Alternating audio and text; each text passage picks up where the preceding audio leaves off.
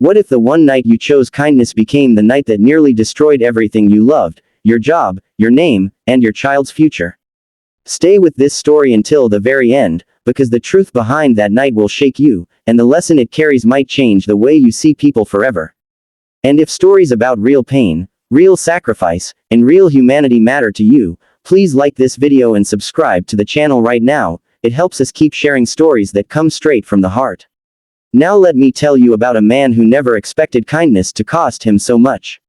Daniel Hayes never imagined his life would become this fragile. At 34, he was already exhausted in ways people twice his age rarely understood. He was a single father, not by choice, but by fate. 3 years earlier, his wife Emily had died suddenly from an illness that gave no warnings and offered no mercy. One day she was laughing in the kitchen, teasing him about overcooking pasta, and 2 weeks later, she was gone. Since then, Daniel lived for one reason only, his daughter Lily. Every morning before dawn, he woke to the soft hum of an alarm he never snoozed.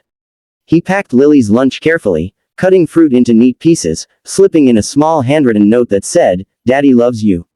He braided her hair clumsily, apologized when it wasn't perfect, and walked her to the bus stop no matter how late he was running. His life was a constant balancing act: work, parenting, grief, and survival, all resting on his ability to keep one job.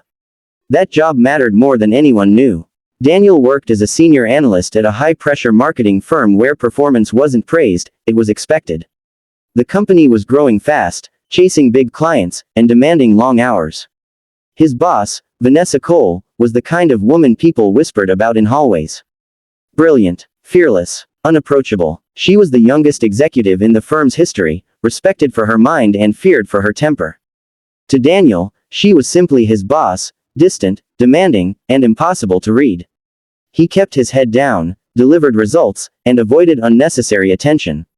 Attention was dangerous when you had a child depending on you. That Friday evening was supposed to be harmless. The firm had just secured a major international client, and a celebration was planned at a rooftop bar downtown, expensive, loud, and full of forced smiles. Daniel didn't want to go. He never did. Social events meant late nights and early mornings that hit harder when Lily needed him alert and present. But attendance was strongly encouraged, so he showed up, stayed near the edges, and nursed a single soda while others drank freely. He checked his phone repeatedly, waiting for the babysitter's update. Lily was asleep, safe. That gave him a little peace. That's when he noticed Vanessa. At first, it was subtle. Her laughter was louder than usual. Her posture less controlled. Then her steps began to falter. People laughed it off, joking about how even executives needed to unwind, but Daniel felt uneasy. He'd grown up watching his father drink away responsibility, and he knew the signs when someone crossed the line. As the night wore on, the crowd thinned. One by one, employees left, calling rides or stumbling into taxis. Vanessa refused help. She waved people off, insisting she was fine. But when she stood to leave, she nearly fell. Daniel acted without thinking. He caught her arm before she hit the floor. For a brief moment, the noise around them faded. She looked at him with unfocused eyes, something fragile flashing across her face. "I'm okay," she slurred, trying to laugh it away. But she wasn't, and they both knew it. He suggested calling a cab. She shook her head, muttering about not trusting drivers, about needing to get home, about being tired of pretending she was always in control. The bar was nearly empty now. No one else stepped in. Daniel stood there, heart pounding, knowing the risk. Helping his boss, alone, at night, was a mistake waiting to happen. But leaving her like this felt worse. "I'll just make sure you get home safely," he said quietly. That decision would haunt him. He guided her to his car, careful to keep his distance, aware of every movement, every glance from passers-by.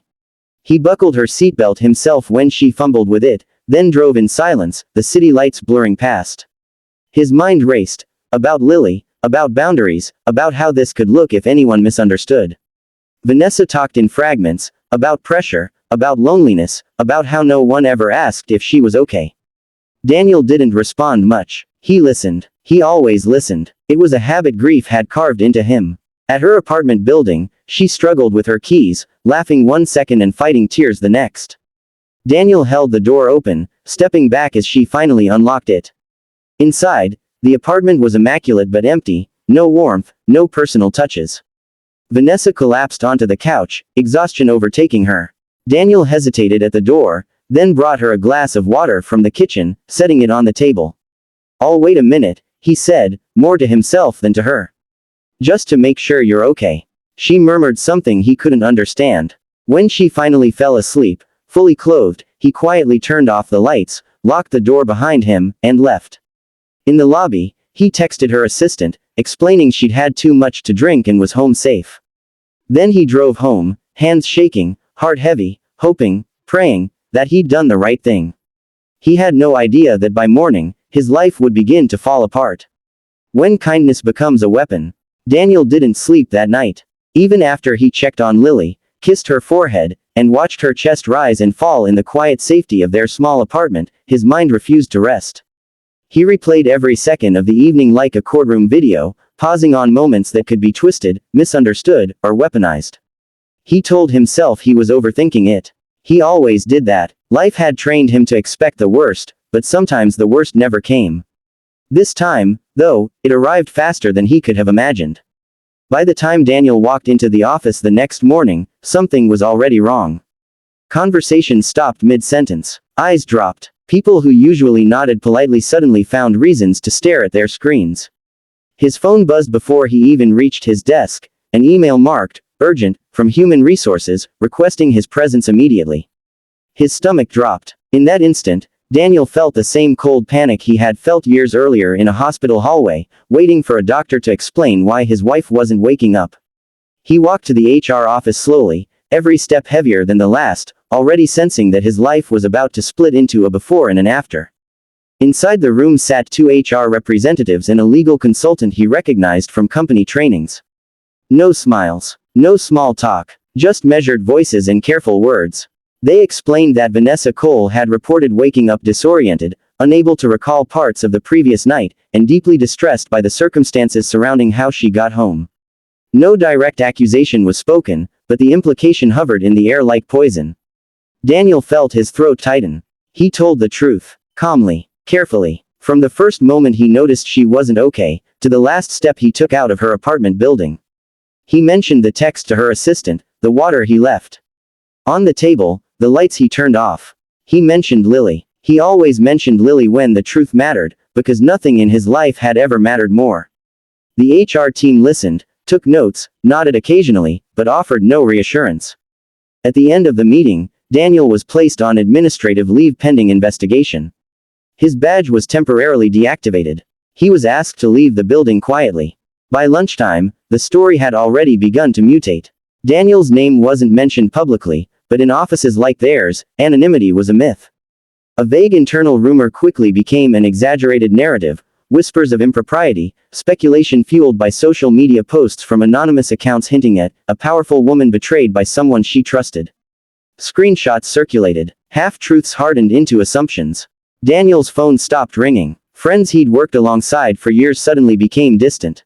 That afternoon, he picked Lily up from school earlier than usual, forcing a smile as she chattered about spelling tests and playground drama.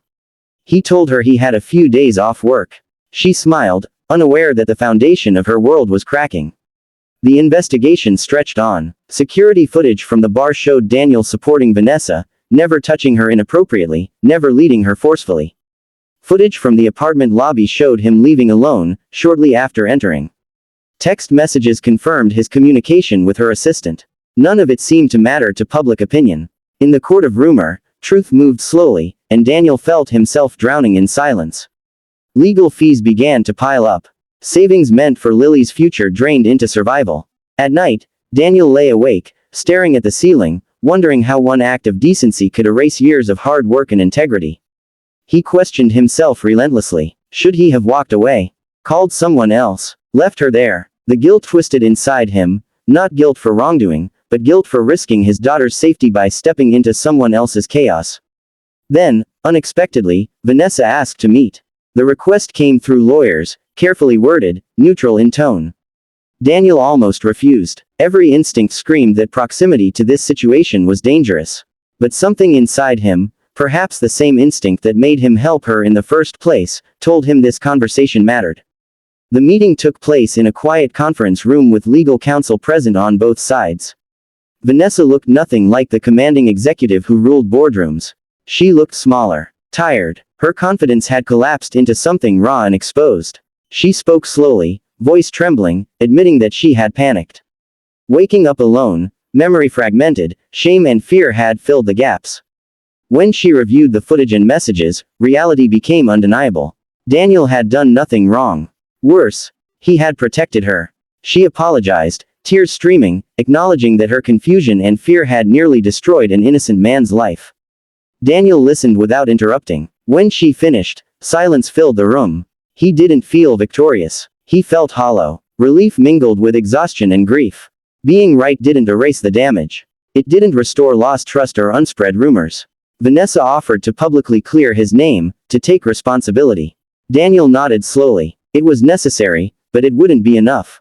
The investigation officially cleared him days later. A formal memo confirmed no misconduct. Still, the emotional scars remained. The cost of kindness had been heavier than Daniel ever imagined. Yet the story was far from over. Because the real test of character, both his and hers, was just beginning. When truth finally speaks, Daniel returned to work quietly. No announcement, no applause, just a walk back to his desk under the weight of eyes filled with regret, curiosity, and unresolved guilt. Some coworkers offered awkward apologies. Others avoided him entirely. He didn't blame them. Fear makes cowards of good people. Vanessa requested a company-wide meeting within the week. Rumors spread again, but this time, Daniel said nothing. He had learned the hard way that silence, when paired with truth, eventually speaks louder than panic ever could. The meeting changed everything. Standing before hundreds of employees, Vanessa did something few leaders ever do. She took full responsibility. She spoke openly about her drinking, her loneliness, and the fear that had driven her to assumptions instead of facts. She cleared Daniel's name publicly, without excuses or corporate filters. She described his actions for what they were: responsible, compassionate, and professional. The room was silent. Some people cried. Some looked down in shame. Daniel sat still, heart pounding, not from fear this time, but from release. The truth, once spoken fully, had weight. And it landed. In the weeks that followed, tangible changes came. Vanessa entered counseling. Company policies were reviewed. Daniel was offered a promotion and compensation for his legal expenses. He accepted the apology, but not the praise. At home, the real healing happened. Lily noticed her father laughing again. One night, she hugged him tightly and whispered, "Daddy, you're a good person." Daniel broke down then, not from pain, but from relief. Because in the end, his greatest fear had never been losing his job. It was losing the right to be someone his daughter could be proud of. Daniel learned a truth few people ever truly understand: kindness doesn't always protect you, but it defines you when everything else is stripped away. Vanessa learned that power doesn't shield you from accountability. And everyone watching learned how quickly judgment can destroy, and how courage, real courage, requires owning the truth even when it costs you. This wasn't a story about villains and heroes. It was about fragile human beings, imperfect choices, and the dangerous space where fear meets misunderstanding. Daniel never stopped being kind. But he became wiser. He learned to protect himself without closing his heart. And that balance, that quiet strength, is what carried him forward. If this story moved you, if it reminded you that truth still matters and kindness still has value, please like this video and subscribe to the channel.